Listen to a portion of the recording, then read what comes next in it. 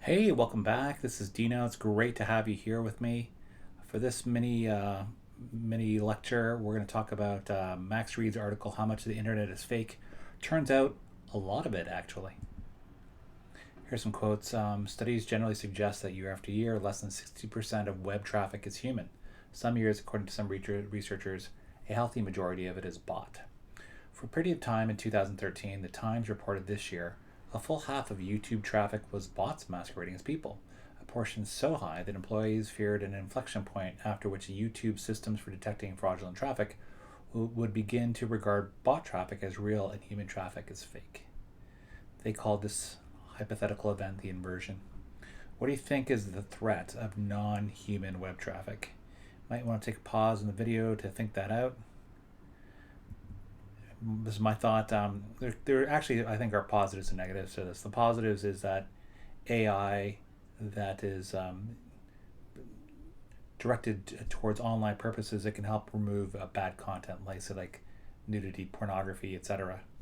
One of the negative parts is that by having this bot traffic and then the internet being driven by that bot traffic, humans lose their decision making ability and agency because of again this impact of bot traffic and other malfeasance. The metrics are fake. Yet not even Facebook, the world's greatest data gathering organization, seems able to produce genuine figures. In October, small advertisers filed suit against the social media giant, accusing it of covering up for a year its significant overstatements of the times users spend watching videos on the platform. By 60 to 80%, Facebook says by 150 to 900%, the plaintiffs say. So, for those of you who, aren't into the kind of business end of Facebook and platforms, what is the problem with overstating time users spend watching videos? Like, why would you care? I would argue that it makes the data and stats that we rely on unreliable, and that can impact business. Again, a lot of people need to use Facebook for advertisements, etc. And if they are trying to help their businesses grow using Facebook as a tool, and these time use stats are misrepresented, it can impact these businesses, not make them as successful as it could be otherwise. The people are fake. These days, the Times found you can buy 5,000 YouTube video views. 30 seconds of a video counts as a view for as low as $15. Oftentimes, customers are led to believe the views they purchase come from real people. More likely, they come from bots. So what do you think is the impact of buying viewers or followers online? Again, if you want to pause, think that through.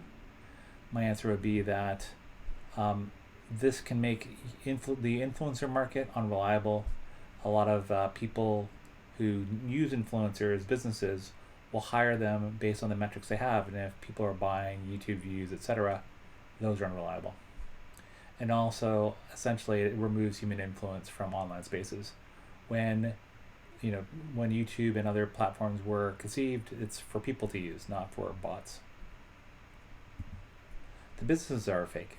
Earlier this year, the writer and artist Jenny Odell began to look into an Amazon reseller that had bought goods from other Amazon resellers and resold them again on Amazon at higher prices. Odell discovered an elaborate network of fake price gouging and copyright stealing businesses connected to the cult-like evangelical church whose followers resurrected Newsweek in 2013 as a zombie search engine optimized spam farm.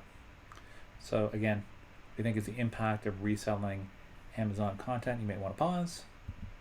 I believe it simply distorts the online market of Amazon. Again, I think a lot of people sell, a lot of people buy on Amazon in good faith. They're getting their products and services directly through Amazon. When you have these types of price gouging and copyright stealing, it again distorts and makes the online market at Amazon worse. The content is fake. The only site that gives me that dizzying sensation on reality as often as Amazon does is YouTube, which plays host to weeks worth of inverted, inhuman content. TV episodes that have been mirror flipped to avoid copyright takedowns air next to huckster vloggers flogging merch who air next to anonymously produced videos that are ostensibly for children. Second part of that quote sort of talks about some weird things that are happening online, especially on YouTube. What is the impact of these atypical publishers and content on YouTube? Again, you might want to pause. My answer would be that ultimately, at the very least, it degrades our online video quality and our of that, and it degrades our experience. As a result, some of the content we're seeing is deceitful. It can be copyright infringed, and if it's like for children, essentially, it can be dangerous if it's particularly sensationalistic or inhuman content. Our politics are fake. Political arguments now involve trading accusations of virtue signaling. The idea that liberals are faking their politics for a social reward against charges of being Russian bots. The only thing anyone can agree on is that everyone online is lying and fake. Is there a way for us to make politics more truthful and less fake, especially online? That answer is, it seems like it's going to be with us for a long, long time. Obviously, I think politics has always been a business of not always gentlemanly playing. But one of the things I think is particularly difficult in this more digital online space is that people's literacy online is not what it could be, and definitely digital citizenship, how they engage with governments and politicians, etc. We ourselves are fake. Our Reed writes, everywhere I went online this year, I was asked to prove I'm a human. Can you retype this distorted word? Can you transcribe this house number? Can you select the images that contain a motorcycle? I found myself prostrate daily at the feet of robot bouncers, frantically showing off my highly developed pattern matching skills. Does a Vespa count as a bicycle even? So I could get into nightclubs I'm not even sure I want to enter.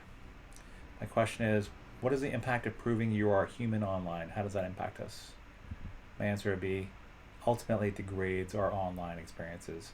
And then if you think about how perverse and absurd this is, you, a human, using a machine, a computer, the machine itself is asking you to prove that you're human. Like, so a robot, a machine, is asking a human to prove it's human. It's very absurd and strange. And ultimately, that's not a great state of affairs. That was Max Reads How Much the Internet is Fake. Turns out a lot of it, actually. Thanks again for watching. I look forward to seeing you again soon. Take care.